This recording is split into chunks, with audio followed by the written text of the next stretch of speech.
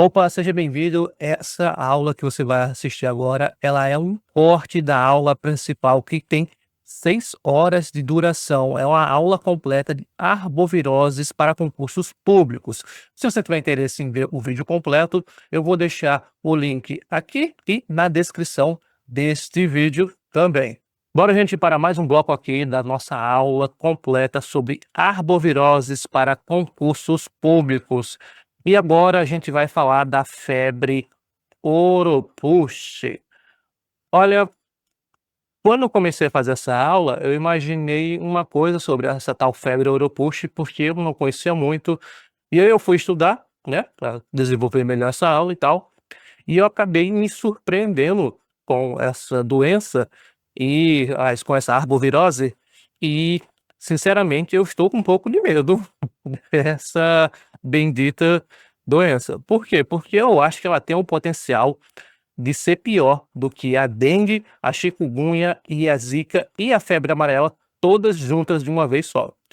E bem, como eu disse, potencial, isso não quer dizer que vai ser. Eu estou gravando essa aula no finalzinho de abril de 2025. Se você estiver vendo essa aula no futuro, bem, você é que me diz se essa doença tornou-se tão relevante quanto eu acho que ela vai se tornar, ou não, né? Bem, mas para começo de conversa, vamos lá. O que é essa febre Oropouche? A febre Oropouche, ela surgiu, ou pelo menos ela foi descoberta, nos bichos preguiças, e eu vou falar mais disso lá na frente. Como é que ela é identificada? Bem, é o vírus Oropouche, que ele usa essa sigla aqui, OROV, e ele vem da família Peribunyiaviridae. Aí o gênero é o Orthobunyiavirirus, e nós temos aqui nesse caso a espécie em si, que é o Orthobunyiavirus oropouchense. Então, nós temos uma espécie específica. É diferente, por exemplo, do vírus da dengue, da chikungunya, da febre amarela, que nós temos apenas o gênero, né? E os vírus são vários vírus que estão por aí rolando. Nesse caso, não, é um único vírus específico e a gente sabe exatamente qual é. Mas, mesmo assim, não torna a doença mais simples. Falando em simples, o vírus em si, ele é composto por RNA simples. Outra coisa é que a febre Oropouche é uma arbovirose de grande potencial epidêmico, graças à sua grande capacidade de mutação do vírus. Muito parecido, aliás, com o coronavírus. Ela tem essa capacidade grande de se ter modificações na sua genética, né? E vai se espalhando e vai se modificando. Onde foi que surgiu o Oropouche, né, o vírus Oropouche? Acontece que ali na década de 60 resolveram fazer uma grande rodovia ligando Belém até Brasília. E foi nesse meio, né, foram ali desmatando e tal, e eles iam coletando alguns animais, fazendo resgate, e provavelmente eles iam também retirando o sangue deles para fazer análises. E foi aí que se descobriu em um bicho preguiça, pela primeira vez, a febre Oropouche. A febre não, o vírus Oropouche. Então ele foi descoberto em 1960.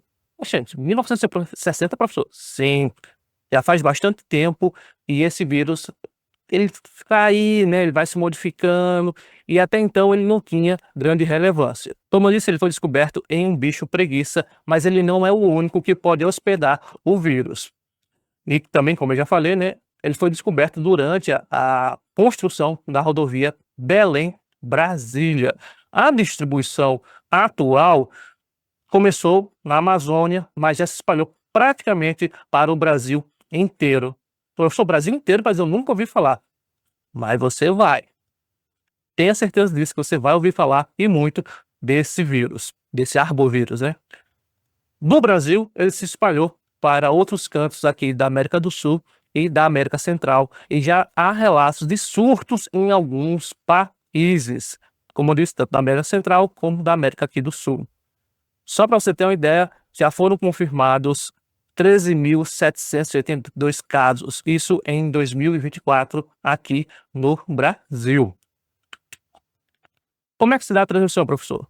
Bem, a transmissão, inicialmente, nós temos uma coisa também que eu tinha falado lá no início, quando eu falei da febre amarela, que era a única arbovirose que eu conhecia que tinha 2 ciclos, silvestre e urbano. Veio aí a Aeropost para mudar isso. A Aeropost tem o seu ciclo silvestre e tem o ciclo urbano, que eu vou falar logo logo. No ciclo silvestre, os principais hospedeiros são os bichos preguiça, mas não são os únicos. Outros primatas não humanos também podem hospedar o vírus e até aves silvestres e roedores. Professor, esses bichos desenvolvem a doença ou eles são apenas os hospedeiros não, são apenas reservatórios? Então, ainda existem pouquíssimos estudos a respeito e os estudos ainda que estão sendo realizados e tal, a gente tem pouca informação a respeito disso, então não se sabe direito ainda a situação.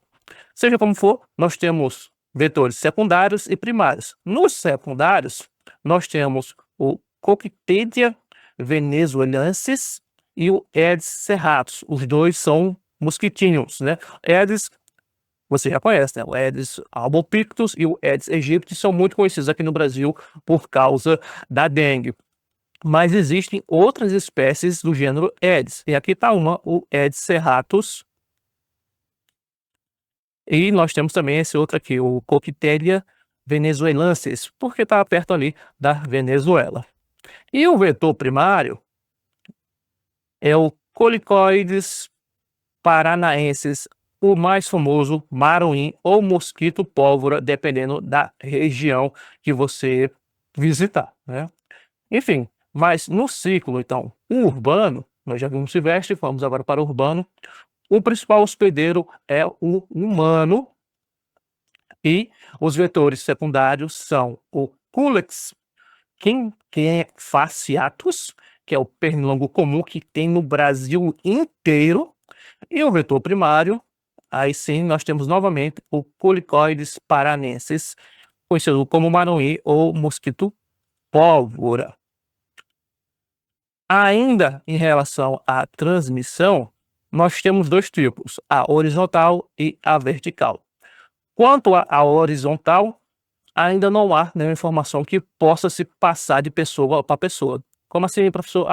Peguei numa pessoa, passou para ela. Estou perto de uma outra pessoa, vai passar para ela. Não, não passa por espirro, não passa no beijo, até onde se saiba.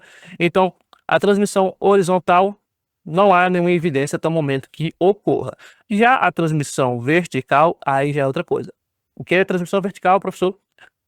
Horizontal, vertical. Vertical é da mãe para o filho no momento da gestação. Então, nesse caso, sim, nós temos casos confirmados de transmissão da mãe para o feto, com registros de óbito fetal e de anomalias congênitas, lembrando muito o Zika vírus. E nós temos também transmissão sexual, sim, pode ser uma IST. A demonstração da presença do vírus na urina e em sêmen de pessoas infectadas, mas ainda não está bem esclarecido o potencial de transmissão por esses meios. O que isso quer dizer? Isso quer dizer que a virulência dentro desse material pode ser que ainda seja baixa demais para se transmitir. Mas como ainda os estudos são muito recentes, ainda não há uma confirmação, assim, né, batendo o martelo, não passa, ou então, passa sim. Mas há a possibilidade. Então, por enquanto, fica aí, né, flutuando essa informação, mas que pode ser confirmada no futuro. Ou não, né, pode dizer, não, realmente não passa, é só pelas outras formas mesmo. Quais são os sintomas da febre Oropouche? Vamos lá. Febre de início súbito, cefaleia prolongada e intensa, mialgia, que é dor muscular, como eu já coloquei aqui, astralgia, dor nas articulações, náusea, diarreia, tontura, dor retroorbital igual a dengue, calafrios, fotofobia, vômitos e tem mais, viu? No caso em casos que a doença torna-se grave, nós temos então sintomas como manifestações hemorrágicas, como petequias, que é muito comum na dengue, epistase, gengivorragia, que é sangrar pela gengiva, né? E também pode acontecer de ter acometimento do sistema nervoso, como, por exemplo, a meningite asséptica, meningoencefalite e disautomia. Bem, e como é que se dá a evolução clínica da doença? O período de incubação no homem é de 3 a 8 dias após a picada do inseto infectado, né?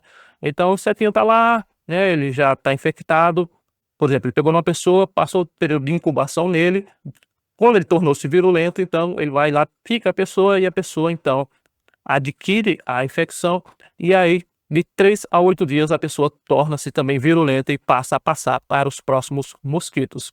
Professor, e o mosquito, quanto tempo demora?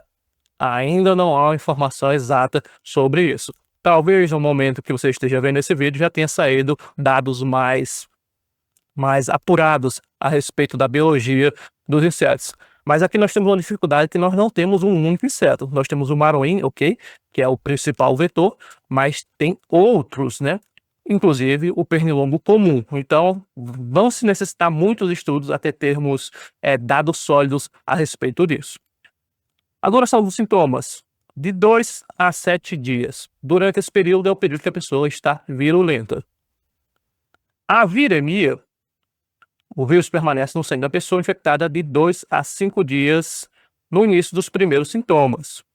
Entretanto, existe uma recidiva de até 60% dos pacientes. O que é recidiva, professor? É quando os sintomas voltam a aparecer, que podem apresentar recidiva, com manifestação de sintomas de 1 a 2 semanas das manifestações iniciais. Como assim, professor? Você teve as manifestações iniciais, os sintomas, né? Passou 2 a 7 dias, sumiu. Ok. Passou-se 2 semanas e do nada as manifestações clínicas voltam a aparecer. Não é em todo mundo, mas como ele já disse aqui, em 60% dos casos, ou seja, mais da metade, ocorre esse tipo de manifestação clínica. Qual é o tratamento igual? Igual não, vamos lá por parte. Não é igual ao da dengue, porque a dengue agora já tem vacina, né? Mas para a febre Europush, nós ainda não temos vacina, então não há prevenção por meio de vacina, né? A pessoa não é imunoprevenível, não é uma doença imunoprevenível. O que você pode fazer para prevenir é o mesmo que você faz para os outros mosquitos, como é dos egípcios, né? Você vai fazer a limpeza do seu território, território assim, da sua casa, né? Não deixar acumular água, vai colocar tela nas portas e nas janelas, enfim, né? Aquele tratamento mais mecânico mesmo. Também não há nenhum remédio antiviral específico para doença e o tratamento é sintomático. Como assim, professor? Eu já expliquei, mas não custa reforçar. Sintomático é quando você tem um sintoma e o que se trata é o sintoma em si. Por exemplo, tive febre, estou com febre, o que é que vai dar? Vai dar dipirona. Dá dipirona para a pessoa para baixar a febre.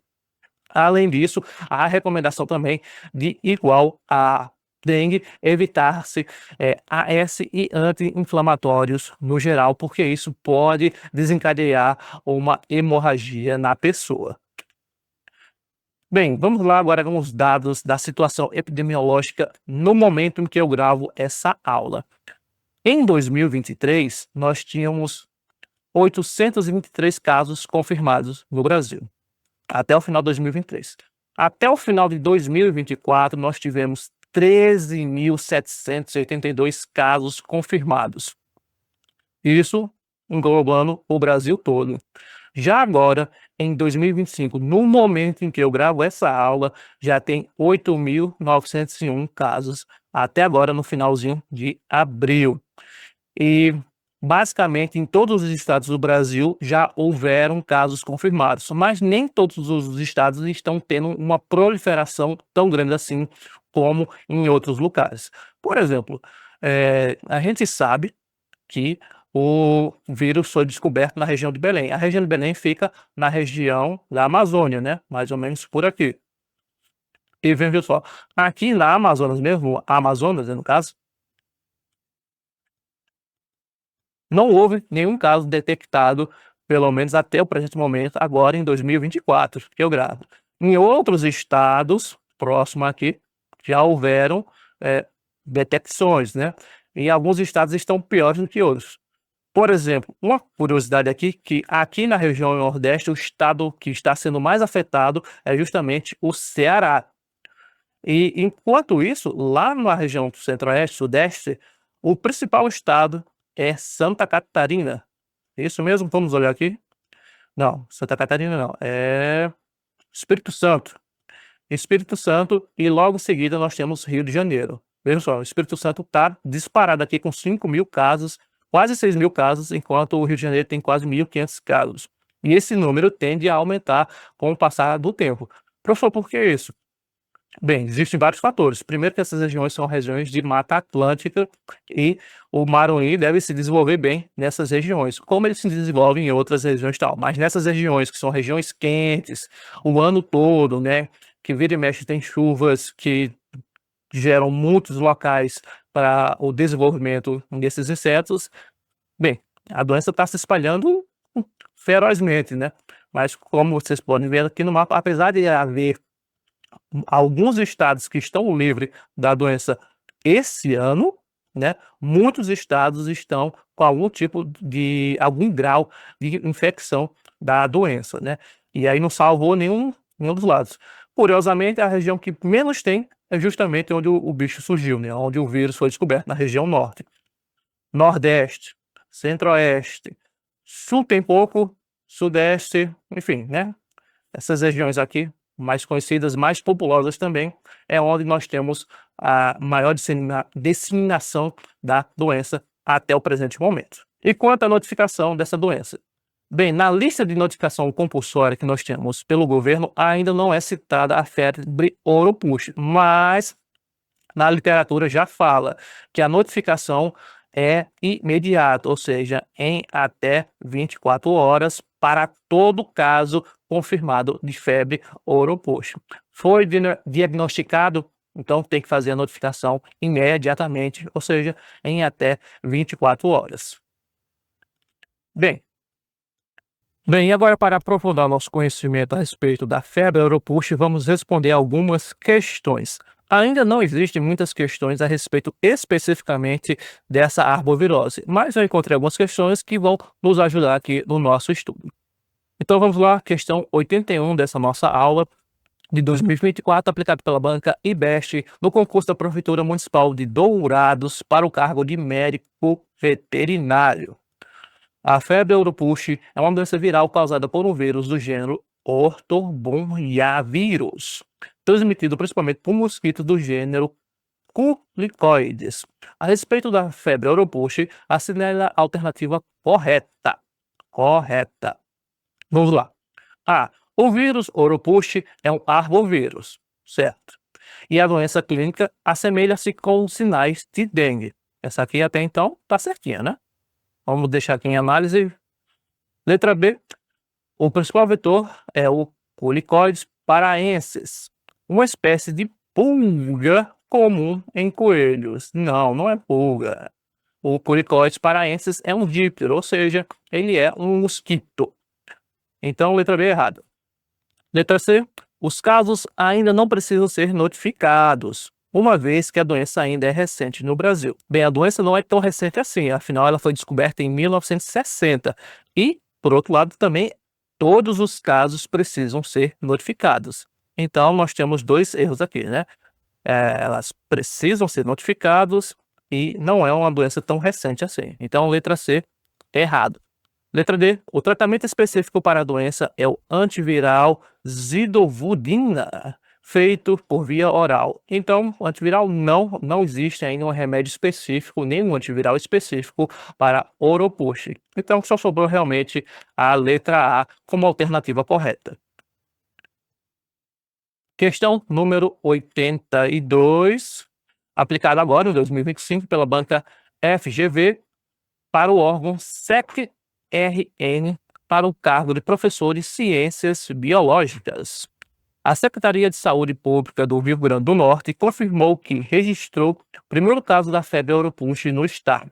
O caso aconteceu em agosto de 2024, na cidade de Parnamirim, na Grande Natal. Vamos lá. A febre ouro-push é causada por, letra A, bactéria.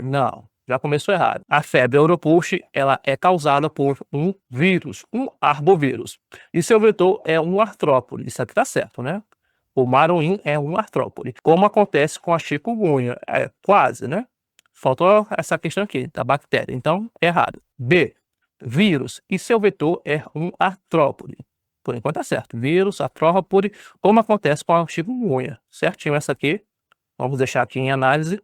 C. Bactéria. Errada. Não é uma bactéria, é um vírus. E a transmissão é por gotículas da saliva espalhadas no ar por pessoas contaminadas, como acontece na rubéola.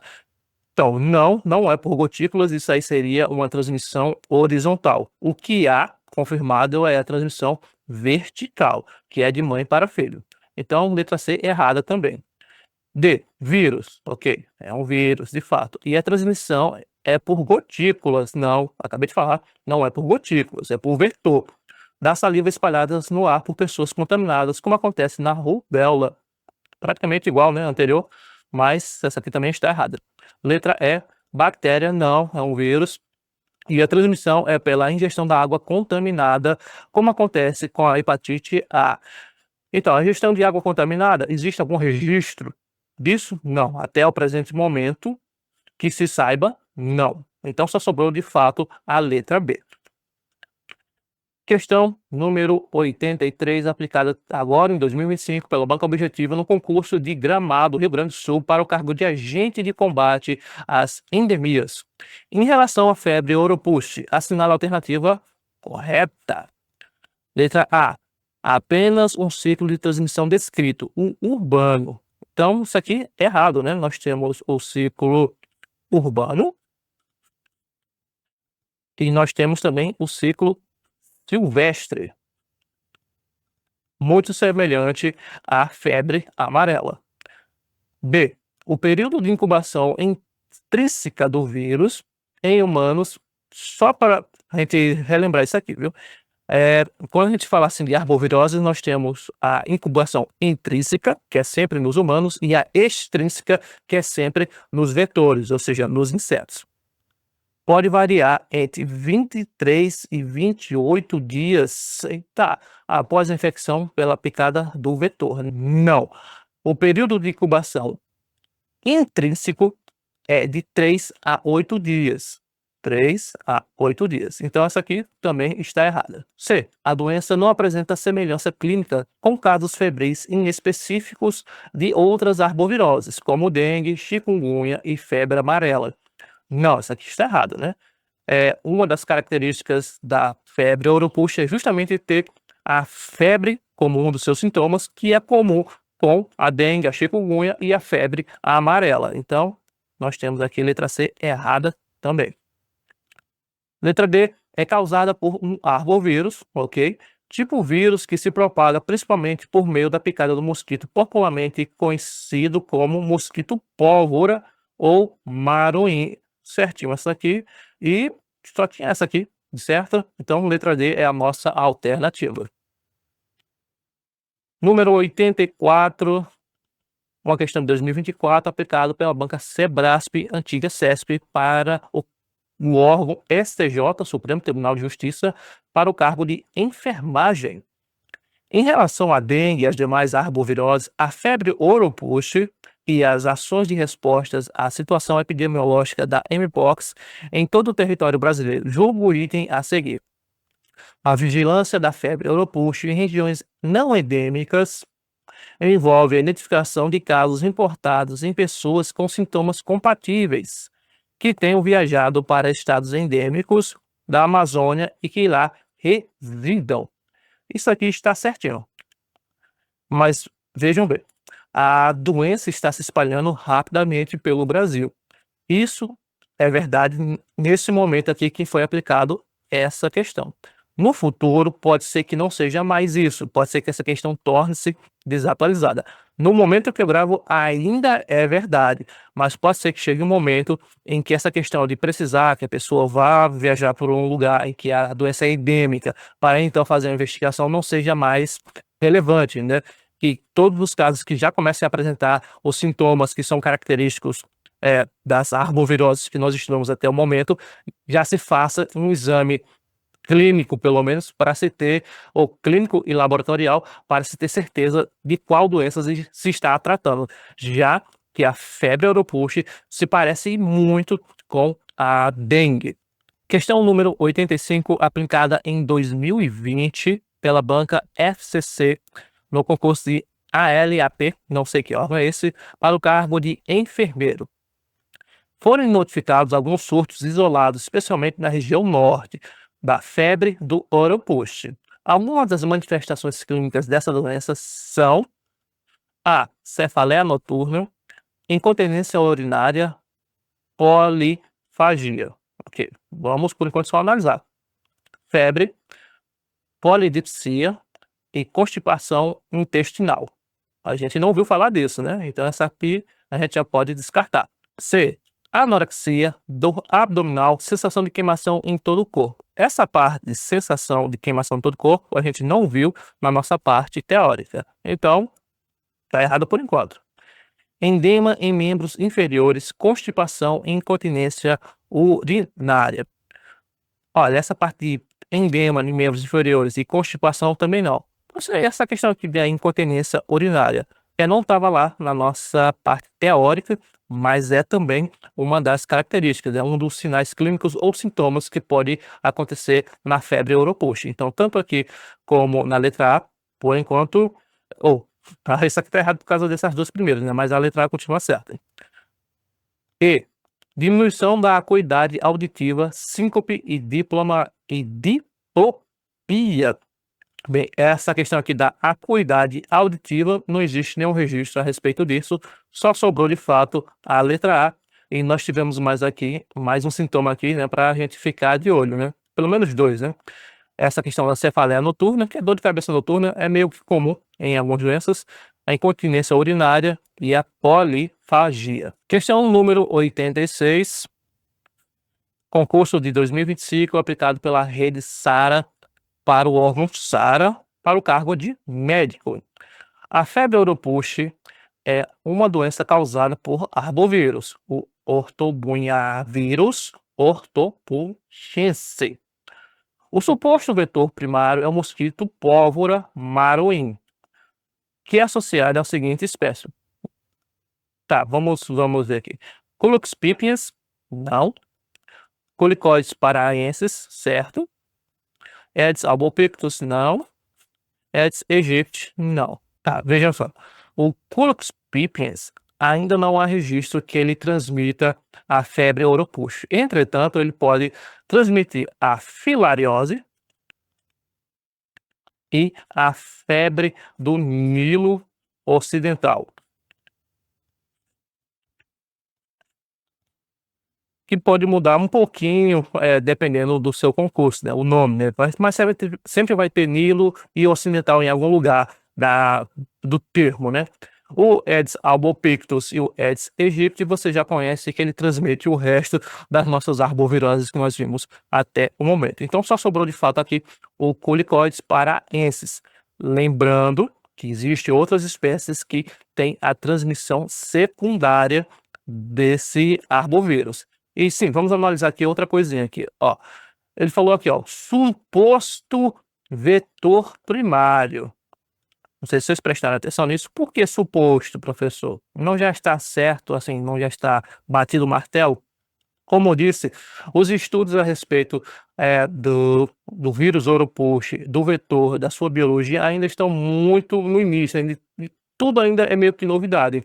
Então, por enquanto, algumas bancas gostam de colocar essas palavrinhas assim para evitar que as questões sejam anuladas.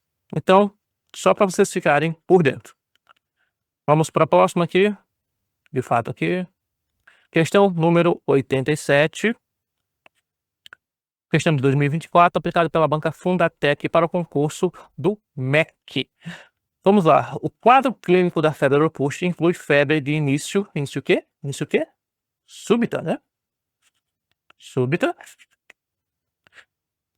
Sintomas como cefaleia, mialgia, astralgia e pode durar de 2 a 7 dias. A maioria das pessoas afetadas tem evolução, isso aqui eu falei, né? Mas é uma evolução benigna. Já fica aí vocês sabendo, mesmo nos casos mais graves. Essa questão aqui, mesmo nos casos mais graves, isso aqui eu não encontrei na literatura. Eu não sei onde foi que eles puxaram esse dado. O resto é mais comum de você encontrar por aí. Bem, vamos ver se a gente encontra aqui alguma. Nós temos que ter, então, febre súbita. Duração vai ser de 2 a 7 dias.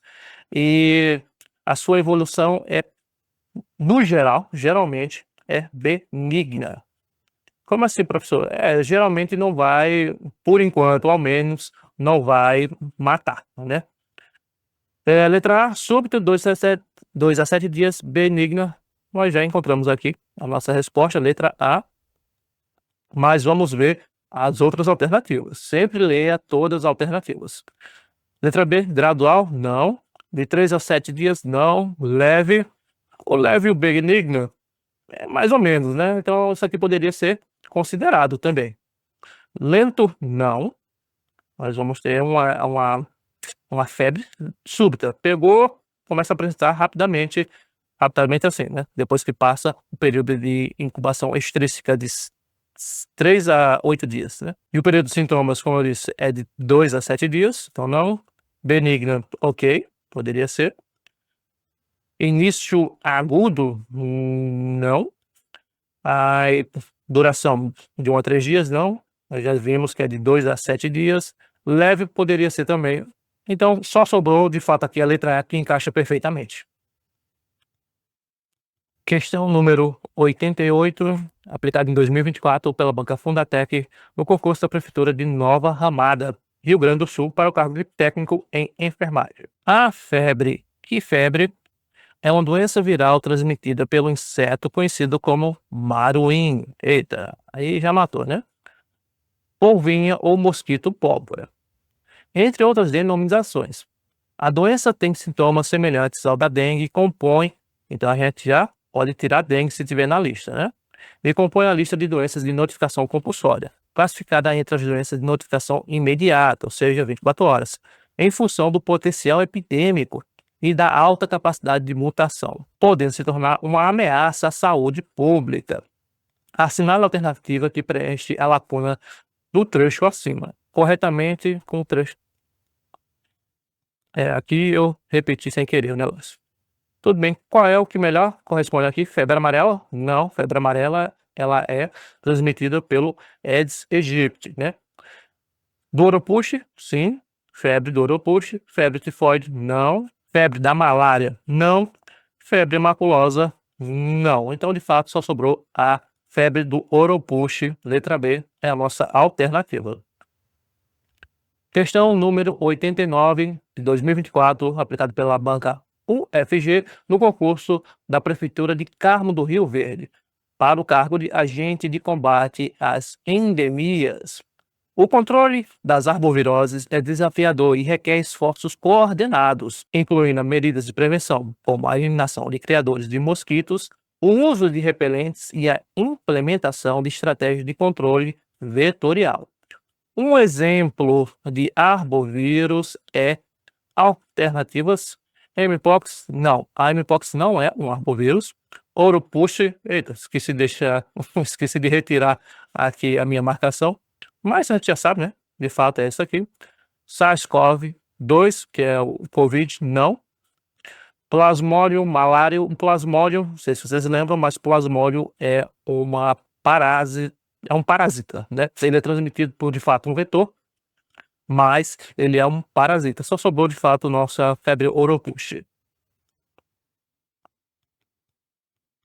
Questão número 90, 2025, aplicado pela banca FGV, Prefeitura de Canaã dos Carajás para o cargo de agente de serviços de vigilância epidemiológica. O Brasil enfrenta um surto de Oropuxi, com mais de 8.000 casos confirmados esse ano, incluindo 3 mortes. Cerca de 44,5% dos casos ocorreram nos estados da região norte. Sobre o tema, analise as alternativas a seguir. Vamos lá. 1. O principal vetor no Brasil é o maruim, Olicoides paranaensis. Isso aqui tá certo. Certinho. Vou botar aqui um C, né? Certo. B. B não, 2.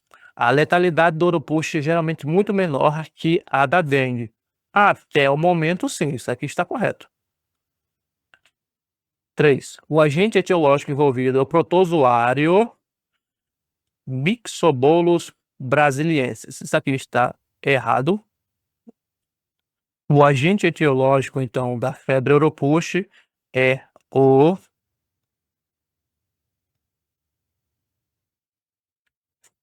Ortobunhavírus oropouchense. Esse é o agente etiológico da febre Oropouche. 4. Os quadros clínicos são facilmente diferenciados da dengue pela diferença no tempo de incubação. Bem, isso aqui está errado, porque o tempo de incubação é semelhante ao da dengue e nós temos outro problema aqui. Ele não falou qual incubação, né? Se é a incubação extrínseca ou extrínseca. Se fosse a incubação extrínseca, aquela que ocorre no mosquito, a gente não tem como saber, porque, bem, porque quando chega lá no hospital, lá no PSF, a pessoa vai ser avaliada a partir daquele momento que ele começou a apresentar os sinais clínicos, os sintomas. O que foi antes disso não tem como ser avaliado. Então, isso aqui também está errado, né? Então, vamos botar aqui falso, só para diferenciar. A 3 era falso e a 4 também é falso. Nós só temos, então, a 1 e a 2 como certas, né? Ou verdadeiras. Está correto o que se afirma em 1 e 2 apenas. Pronto. Letra A aqui é o que se afirma aqui nas afirmativas. B, 1 e 3, não, a 3 está errada. C, 2 e 3, 3 está errada. D, 2 e 4, a 4 está errada. E E, 3 e 4, a 3 e a 4 estão erradas. Só sobrou a letra A de fato. Bem, gente, com isso a gente finaliza esse bloco aqui sobre a febre Oropouche. Nós temos ainda mais 2 blocos. Aguarde um pouquinho que a gente volta já já. Gente, só para lembrar que isso aqui é um corte da videoaula completa que tem 6 horas de duração. Arboviroses para concursos públicos. Deve ser a aula mais completa que tem aqui no YouTube. E se você tem interesse também, eu produzi um livro a partir dessa videoaula, que eu vou estar deixando na descrição deste vídeo aqui.